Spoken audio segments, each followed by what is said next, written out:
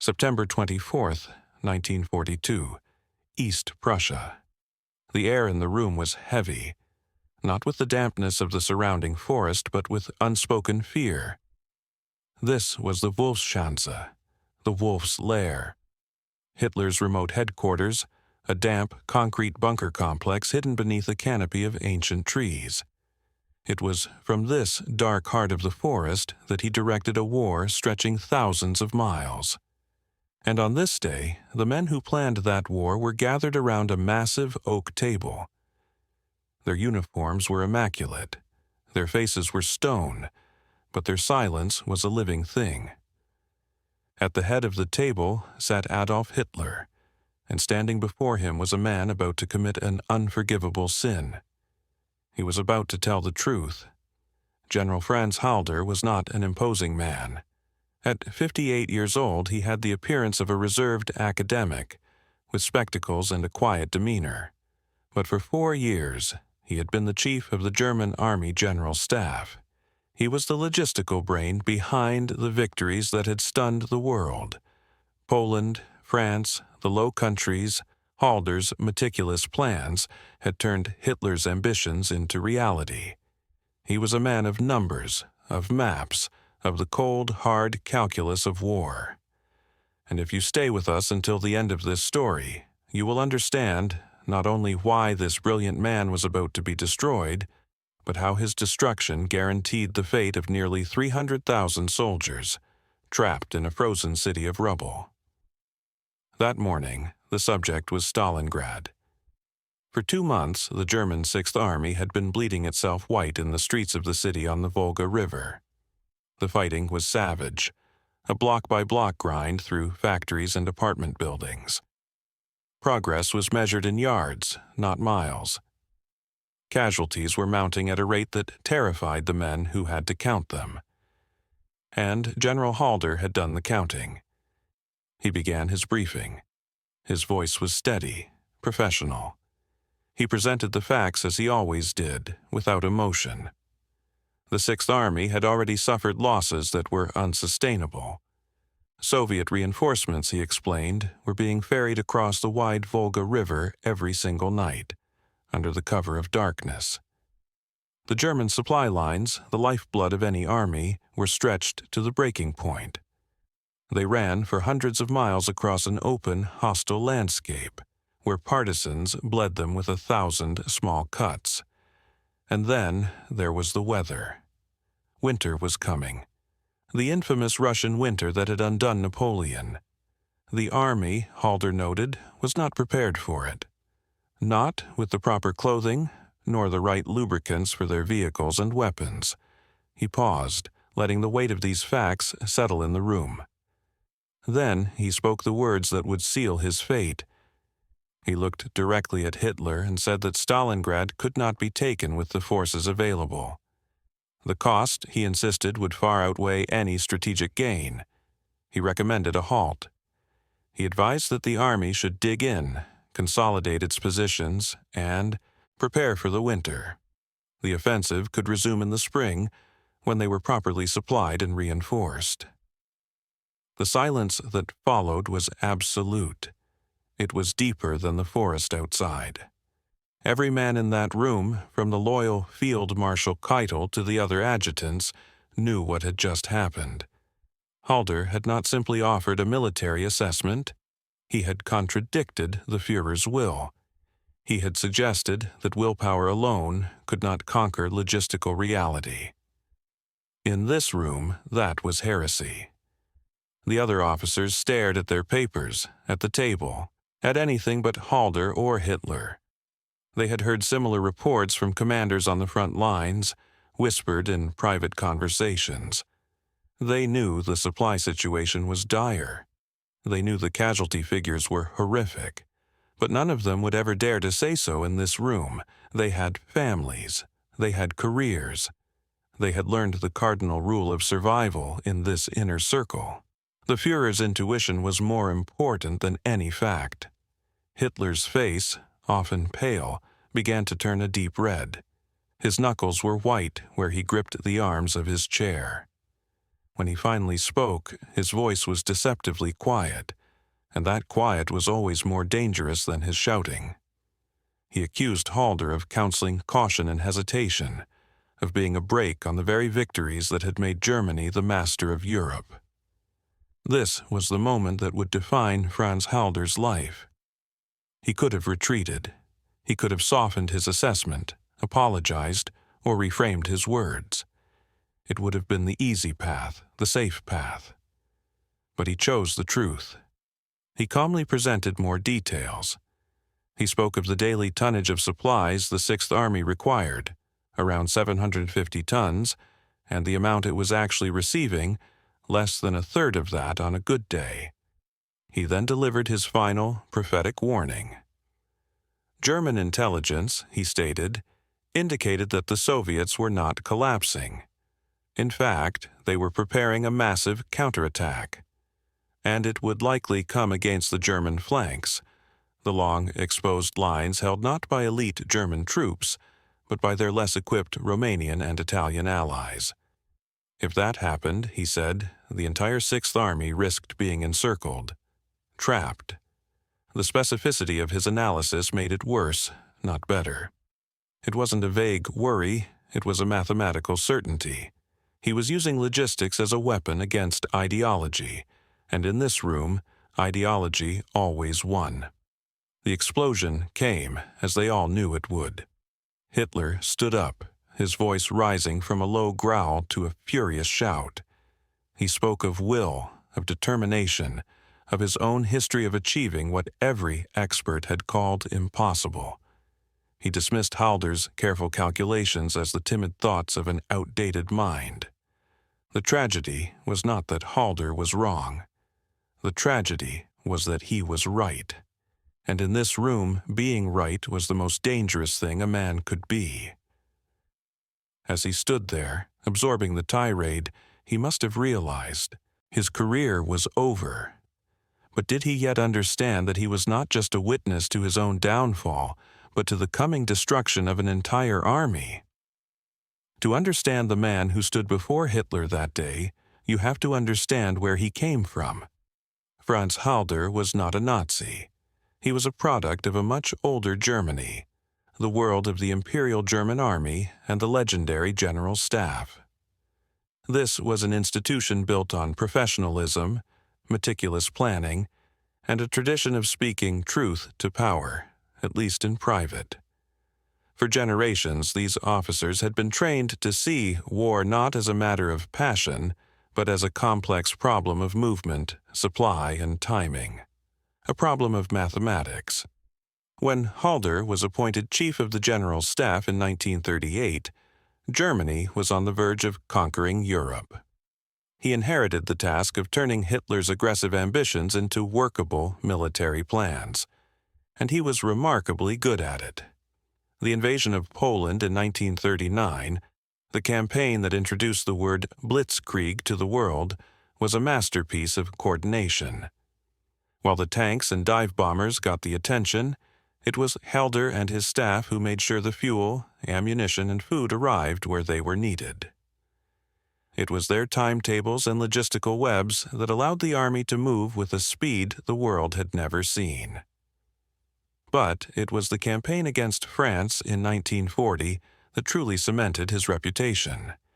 Initially, the German plan for invading France was cautious, uninspired, and very similar to the failed plans of the First World War.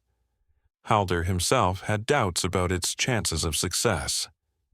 It was another general, Erich von Manstein, who proposed a radical, daring alternative.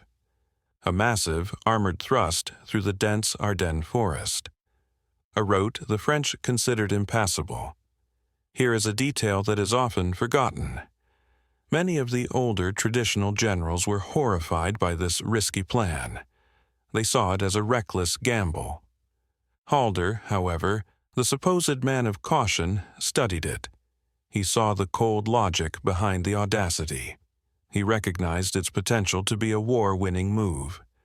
So he championed the plan, adopted it, and his staff then built the intricate logistical scaffolding needed to make it work. When Hitler later accused him of having opposed the attack on France, it was a twisting of the truth.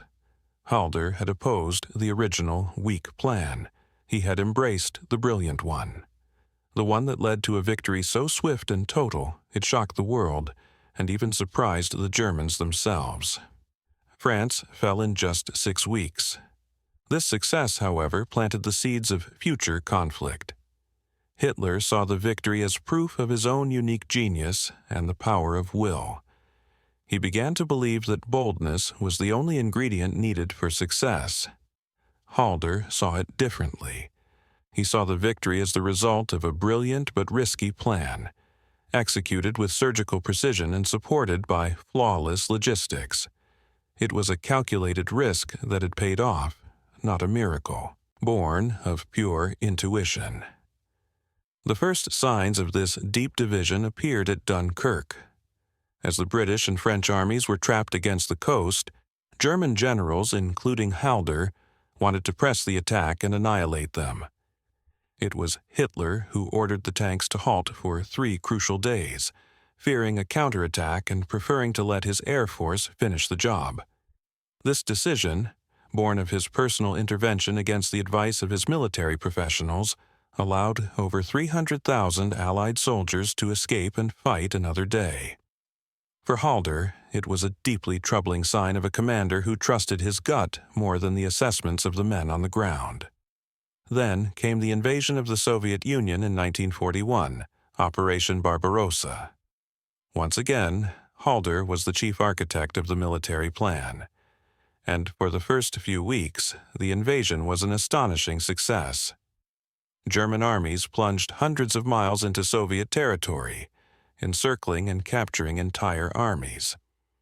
The success was so overwhelming that Halder made a rare entry of pure emotion in his personal war diary. Just a few weeks into the campaign, he wrote that the war against Russia had likely been won. It was a profound miscalculation, and one that would haunt him. He, like nearly everyone else, had underestimated the Soviet Union's immense size, its vast population, and its people's sheer capacity to endure suffering. As the weeks turned into months, the campaign did not end.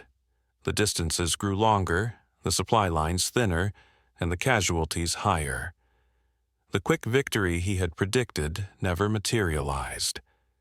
Instead, the German army found itself mired in a brutal war of attrition, culminating in a frozen halt before the gates of Moscow in the winter of 1941. That experience changed him. The man who entered Russia in June of 1941 was confident. The man who planned the campaigns of 1942 was sober, cautious, and deeply respectful of the realities of logistics and weather on the Eastern Front. He had learned from his mistake. He now understood that willpower alone could not defeat the vastness of the Russian steppe or the brutal cold of its winter. This was the man who stood before Hitler in September 1942. He was not a natural pessimist. He was not a coward. He was the architect of Germany's greatest victories, a man who had seen both the stunning success of a well-planned gamble and the grinding failure of underestimating an enemy. His warnings about Stalingrad were not born of fear, but of experience. He had done the math, he had seen the pattern, and he knew that the same forces that had stopped the army at Moscow were about to create a catastrophe at Stalingrad. So, what had truly changed between the triumph in France and the confrontation in the Wolf's Lair? Was it that Halder had lost his nerve, as Hitler claimed? Or was it that the war had grown beyond the point where it could be won by a single, brilliant stroke, and had become a grim industrial struggle that Germany, in the long run, simply could not win? The confrontation in the Wolf's Lair was not a clash of personalities. It was a clash between two fundamentally different ways of seeing the world. For Hitler, Stalingrad was a symbol. It was the city that bore the name of his archenemy, Joseph Stalin. Capturing it would be a monumental political and psychological victory. Its position on the Volga River also made it a key strategic prize, as it would sever a vital Soviet transport route and help secure the German army's flank as they pushed south toward the oil fields of the Caucasus. In his mind, the will to take the city was all that was required. The city must fall, therefore it would fall. For Franz Halder, Stalingrad was not a symbol. It was a mathematical problem, a deeply troubling one, and the numbers did not add up. Let's look at the simple, brutal calculus he was presenting. The first number was the distance. The German front lines in the south were now more than 1,000 miles from Germany. The primary supply lines were a handful of railway tracks running across a vast, hostile territory. Every bridge was a target for Soviet partisans. Every mile of track had to be guarded. It was like trying to hydrate a man at the end of a long, leaking hose. By the time supplies reached the front, the flow was a trickle, not a torrent. Halder had calculated the daily requirement for the Sixth Army, an immense formation of over 250,000 men. To fight effectively and to live, they needed approximately 750 tons of supplies every single day. That's 1.5 million pounds of food, fuel, ammunition, medical supplies, and spare parts. On a good day with clear weather and no partisan attacks, the strained supply lines could deliver perhaps 300 tons. Most days it was far less. The army was already on a starvation diet of resources, and it was burning through men and material in the city's meat grinder far faster than they could be replaced. Then there were the casualties. In the 2 months of fighting for Stalingrad, from late August to late September, the Sixth Army had suffered over 40,000 casualties. That is not just a number. It is the equivalent of losing an entire modern infantry division every few weeks. These were not just any soldiers. They were often the most experienced and motivated combat troops, irreplaceable veterans of the campaigns in France and the early stages of the Russian invasion. They were being fed into the rubble of Stalingrad, fighting for individual factory workshops and apartment blocks, and they were dying in staggering numbers. Halder knew that an army bleeding at this rate, without adequate reinforcement, would eventually cease to be an effective fighting force. But the most critical part of Halder's warning, the part that proved his genius as a staff officer, concerned the flanks. No army can fight in all directions at once. While the elite German Sixth Army was concentrating all its strength on the city itself, its long northern and southern flanks had to be protected. These flanks stretched for hundreds of miles across the open, flat steppe, and they were not held by German troops. They were held by Germany's allies, the Romanian Third and Fourth Armies, along with Italian and Hungarian units. Halder had nothing against these soldiers personally, but he knew a simple, dangerous fact. They were not equipped to face a modern, mechanized army. Their anti-tank guns were mostly obsolete, small caliber pieces that were useless against the formidable Soviet T-34 tank. They were spread thinly across a vast front, with few reserves and low morale. They were, in military terms, the weak link, the exposed nerve. Halder's intelligence reports, the very reports Hitler dismissed, showed a massive buildup of Soviet forces on the other side of the line, directly opposite these weak Romanian positions. The Soviets were masters of deception, moving entire armies at night, hidden from German reconnaissance planes. The picture was terrifyingly clear to a man trained to read maps and intelligence summaries. The Soviets were not broken. They were gathering their strength for a massive counterpunch. They were going to let the Germans exhaust themselves inside Stalingrad, and then they were going to strike the weak flanks with overwhelming force, like the horns of a great bull, and encircle the entire Sixth Army. One quirky, lesser-known detail underscores the disconnect between the Wolf's Lair and the front line. While Halder was presenting his grim data, officers in Stalingrad were dealing with a rat war, or Rattenkrieg. The fighting was so close and intense, often taking place in the sewers and basements of shattered buildings, that the front line was no longer a line on a map. It was a vertical and horizontal maze. Germans might hold a kitchen, while Soviet soldiers held the living room. The second floor of a building could be in German hands, while the first floor was in Soviet hands. This kind of fighting consumed ammunition and lives at a ferocious rate, for gains that were strategically meaningless. Hitler saw a city on the verge of capture. Halder saw an army being slowly, pointlessly devoured. So Halder's recommendation to halt, dig in, and consolidate was not an act of defeatism. It was an act of profound strategic sanity. He was arguing to trade a symbolic prize for the survival of an entire army. He was urging Hitler to stop feeding troops into the grinder, to pull back and create a defensible line for the winter, and to reinforce the fragile flanks before they inevitably shattered. But he was speaking a language of logic to a man who only understood the language of will. The facts were irrelevant. The calculations were an insult. The truth was treason. Did the other generals in the room agree with Halder's math? Almost certainly. But they also did a different kind of calculation, the calculus of survival. And in that room, the answer was always to remain silent. When Franz Halder walked out of the conference room, his career was over.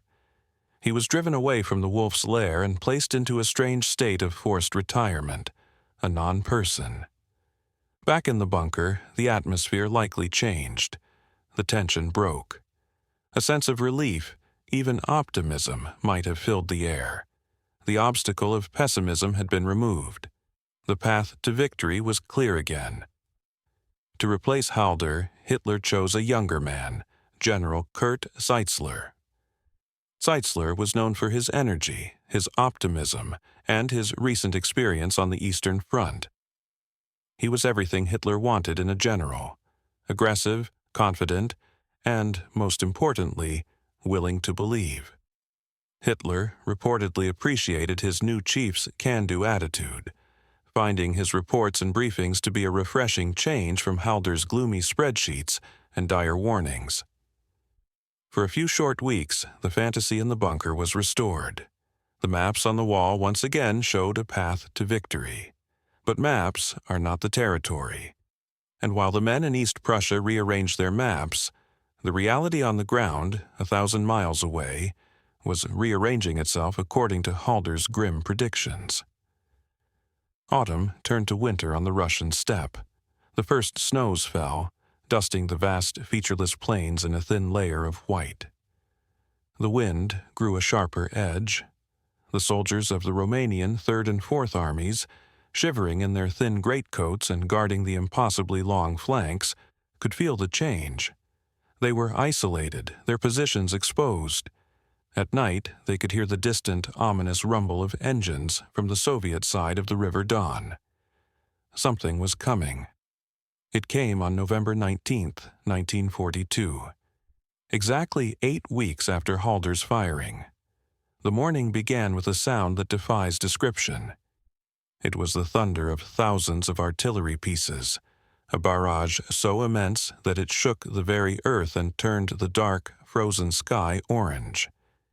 For 80 minutes, a hurricane of steel and high explosives fell upon the Romanian positions.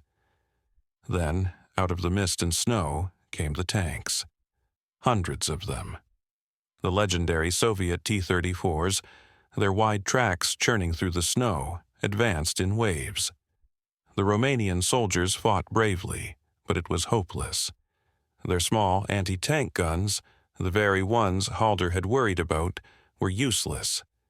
The shells simply bounced off the sloped armor of the Soviet tanks. Panic set in. The thinly held lines, stretched for miles, didn't just bend, they vaporized. Whole divisions disintegrated in a matter of hours. It was a complete and total collapse, exactly as predicted. This was the northern arm of the Soviet pincer. The next day, a second massive attack slammed into the other weak flank, south of Stalingrad, shattering the Romanian Fourth Army with the same brutal efficiency. The two great arms of the Soviet offensive, codenamed Operation Uranus, were now driving deep behind the German Sixth Army. They were not aiming for Stalingrad. They were aiming for each other. Their goal was the town of Kalach, a key crossing point on the River Don, located directly in the Sixth Army's rear. The commander of the Sixth Army, General Friedrich Paulus, was a methodical, cautious officer, much like Halder. When he received the reports of the breakthroughs on his flanks, he understood the danger immediately. His entire army was about to be trapped. He urgently requested permission from Hitler to abandon the fight for Stalingrad and lead a breakout to the west, while there was still a chance. The request went up the chain of command, all the way to the Wolf's Lair, and there it met the same wall of denial that Halder had faced. Hitler refused. The Sixth Army was to stay. It was to hold its position and form a 360-degree defense. It would become Fortress Stalingrad. He gave his personal guarantee that the army could be supplied from the air. The head of the Air Force, Hermann Göring, eager to please the Führer, recklessly promised his planes could deliver the necessary 750 tons a day. It was a fantasy, a logistical impossibility, and every competent Air Force officer knew it. On November 23rd, just 4 days after the offensive began, the lead tanks of the two Soviet pincers met at Kalach. The trap snapped shut. In a single, brilliant, and devastating stroke, the Soviet Union had encircled the entire German Sixth Army and parts of the Fourth Panzer Army. Over 280,000 men were trapped. Every single element of Halder's prophecy had come true. The timing, the location of the attack, the weakness of the flanks, the speed of the collapse, and the final catastrophic encirclement. The man who had been fired for defeatism had been proven to be the only true realist in the room. His reward was to sit at home, powerless, listening to the radio broadcasts that spoke of heroic fighting, while knowing the mathematical certainty of the horror that was about to unfold. The greatest irony was that the Soviet plan was almost a mirror image of the German blitzkrieg tactics from 1940. It was a plan Halder himself would have admired for its audacity and its brilliant execution. It was a plan built on the very principles of logistics and surprise that he understood better than anyone. Now, the weapon he had helped perfect was being used to destroy his own men. The trap was set. Was there any hope for the men inside? Or had their fate already been sealed, not by Soviet tanks, but by a decision made in a forest bunker weeks before? The word pocket sounds small, contained, but the Stalingrad pocket was a vast and desperate place. It stretched for nearly 40 miles from west to east and 25 miles from north to south. It was a bleak landscape of frozen steppe, ruined villages, and the western rubble-strewn suburbs of the city itself. Inside this perimeter were nearly 300,000 soldiers. They were not alone. They had their tanks, their artillery, and thousands of wounded men in makeshift hospitals. Now, they were cut off from the world. Their new reality was defined by three relentless enemies: the Red Army, the cold, and hunger. From the moment the encirclement was complete, the Soviet forces began to methodically squeeze the pocket, tightening the ring, shelling the airfields, and launching attacks to shrink the Germans' miserable territory. But the more immediate enemy was the one Hitler had promised to defeat: logistics. The air supply, the lifeline that had been guaranteed, was a catastrophic failure from the very first day. Hermann Göring's promise to deliver 750 tons of supplies daily was not just optimistic, it was a lie. The Luftwaffe did not have enough transport planes. The weather was abysmal, with blizzards and thick fog grounding flights for days at a time. The few airfields inside the pocket were under constant artillery fire. On a good day, the planes might deliver 100 tons. On many days, they delivered nothing. The men on the ground who had been ordered to hold on with the promise of food and ammunition looked to the skies in vain. The cold was a silent, merciless killer. The Russian winter of 1942 was exceptionally harsh. Temperatures regularly plunged to 20 degrees below zero Fahrenheit, and with the wind chill on the open steppe, it felt far colder. The soldiers were not equipped for it. They still wore their summer uniforms, supplemented with anything they could find. Scraps of cloth, paper stuffed under their shirts, blankets taken from ruined houses. Frostbite was rampant. Sentries would literally freeze to death at their posts. A grim but true detail from this period was the frozen bread. The bread that was occasionally dropped by air was frozen so solid by the time it hit the ground that men had to chop it up with axes. It was a symbol of their predicament. Even the little help they received was rendered almost useless by the hostile environment. Fuel ran out. The tanks and trucks that hadn't been destroyed in combat were immobilized, becoming little more than steel coffins. They were used as makeshift bunkers until a Soviet shell found them. The horses, which the German army still relied on heavily for transport, were the first to be eaten. Men slaughtered the animals that had carried their supplies for hundreds of miles, their meat providing a brief, tough reprieve from starvation. When the horses were gone, they began to eat the dogs and cats that had survived in the ruined villages. Inside the pocket, a rigid hierarchy of survival emerged. The men at the front, actively fighting, received the largest rations. The wounded, the support staff, and the technicians in the rear received less. The rations shrank week by week. First, the bread ration was cut in half. Then in half again, until a man's daily portion was a single slice, thin and frozen. Soup was a watery broth, often made from melting snow and whatever scraps could be found. Starvation was no longer a threat. It was a clinical, daily reality. Men grew weak, their bodies consuming their own muscle. Their minds grew dull. A simple task like loading a rifle became an immense effort. General Paulus, trapped with his men, continued to send desperate messages, pleading for permission to attempt a breakout. In mid-December, a German relief force, led by the brilliant Field Marshal von Manstein, fought its way to within 30 miles of the pocket. For a brief, hopeful moment, rescue seemed possible. Manstein radioed Paulus, urging him to launch a breakout attack to meet the relief force. It was the last chance. But the order from the Wolf's Lair was absolute. Hold Stalingrad. No breakout. Hitler, remembering Halder's advice about retreat, was obsessed with the idea that any withdrawal was a sign of weakness. He was determined to prove that willpower could conquer reality. He refused to see the thousands of dying men as a military catastrophe.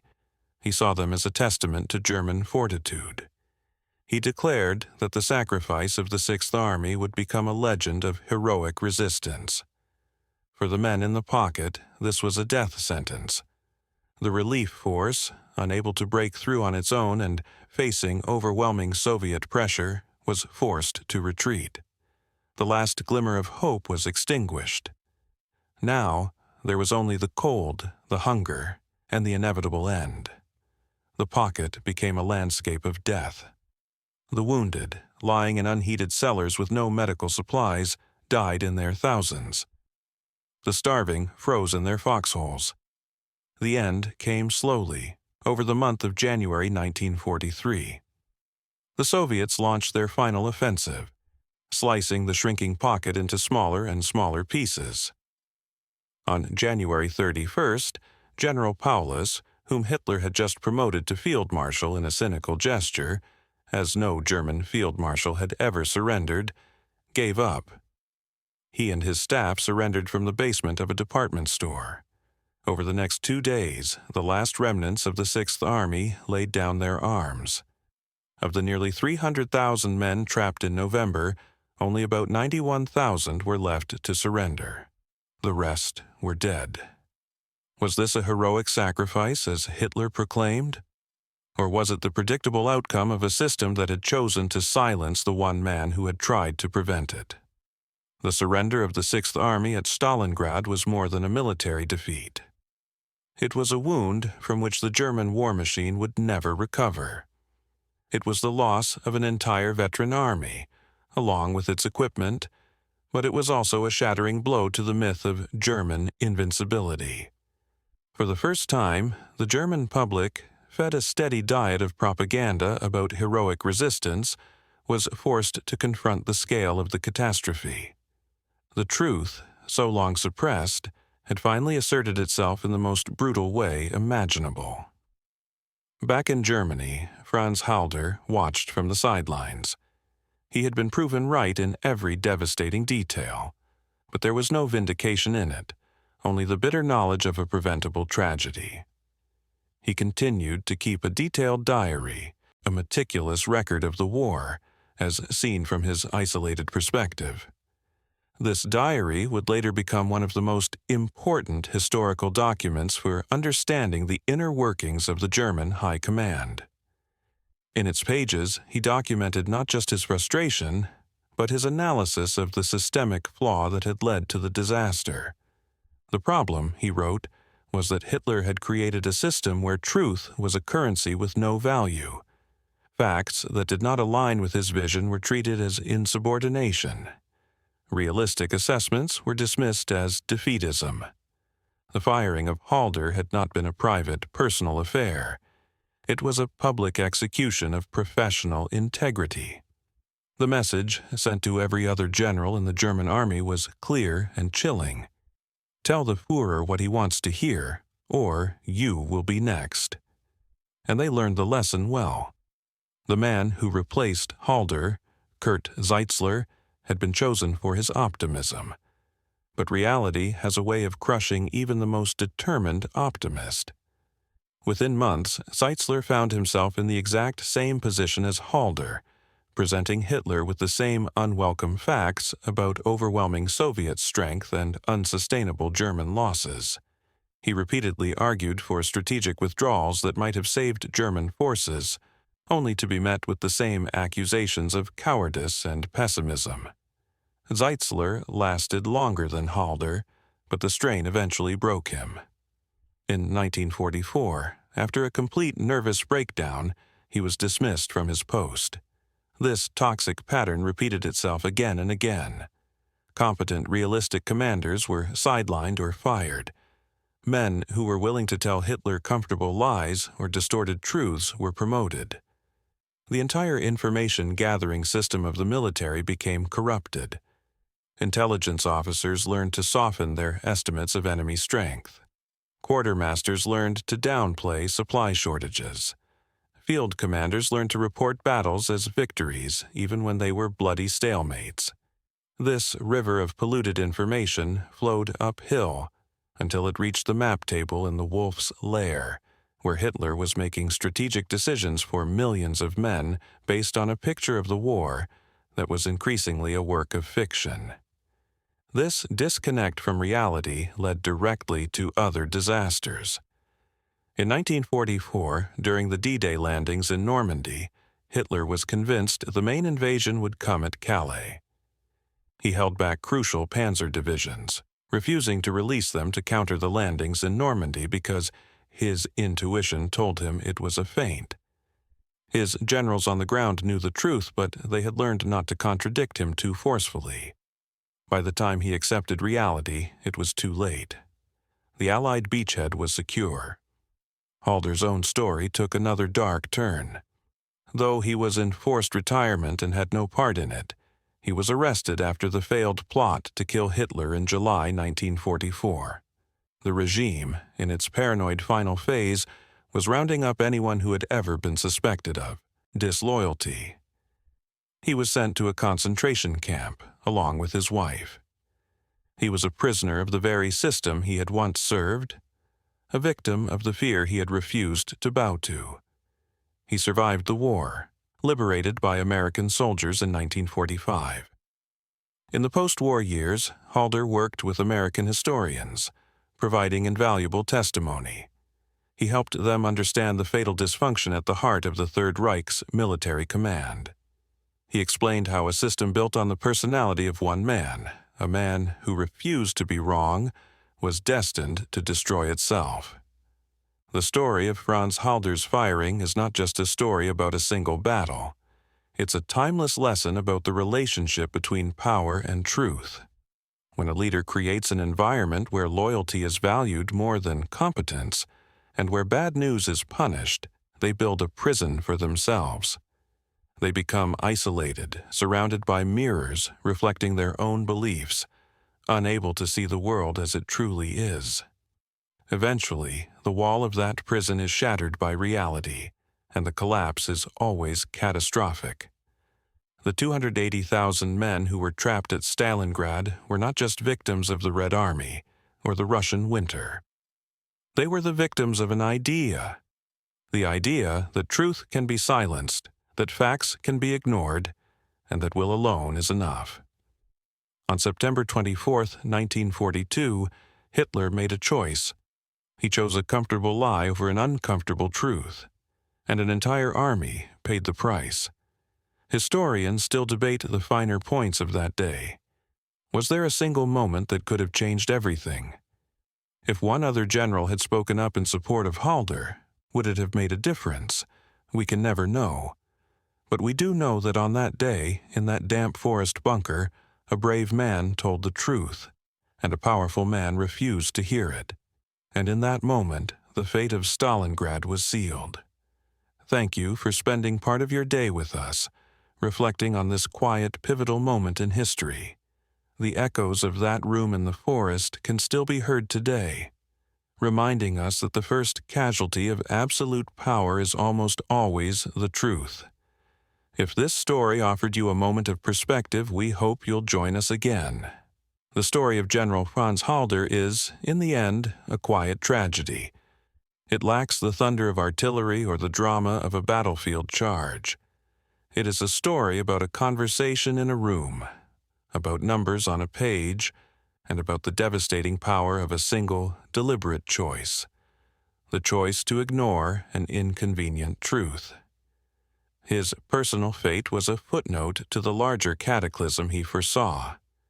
He survived the war, living until 1972, long enough to see his diaries become essential reading for historians, long enough to be recognized as the man who was right.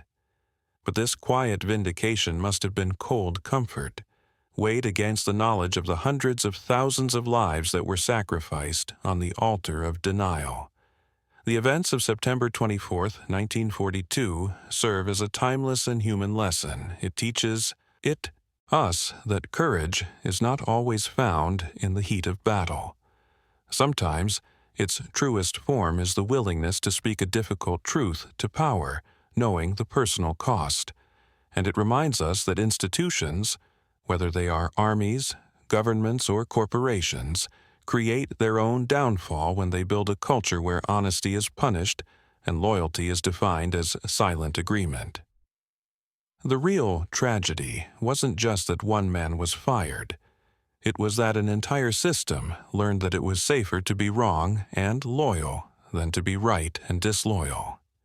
An empire built on such a foundation cannot stand, because reality, like the Russian winter, is patient, unforgiving, and always has the final word. Thank you for spending part of your day with us. If this story offered perspective or a moment of calm reflection, we hope you'll join us again for our next journey into the past. Your time and attention are deeply appreciated.